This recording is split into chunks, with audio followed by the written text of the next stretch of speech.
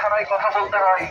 আমরা সকলে ইতিমধ্যে আমার ওই পরবার নির্যাতনকারী ইসরায়েল বাহিনীরা আমার ছোট ছোট বাচ্চাদের উপরে ছোট ছোট ফাঁকিটা ফাঁকলে কারো ছেলে সন্তান বয়সী এই সমস্ত বাচ্চাদের উপরে পরবার নির্যাতন করতেছে, আমার মা বোনদের উপরে পরবার নির্যাতন করতেছে, আমার ভাই বাবাজিদের উপরে পরবার নির্যাতন করতেছে।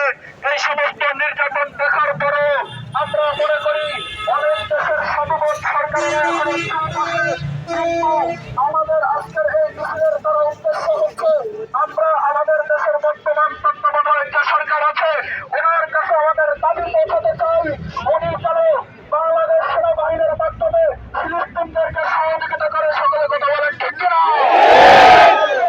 সহযোগিতা না করতে পারেন আমাদের মতো সাধারণ মানুষদেরকে বলে দিই, আমরা সাধারণ মুসল্লিরা মুজাহিদের বেশে ৩১৩ জন বদরী সাহাবীর বেশে আমরা ময়দানে চালিয়ে পড়বো। কথা বলেন ঠিক কিনা?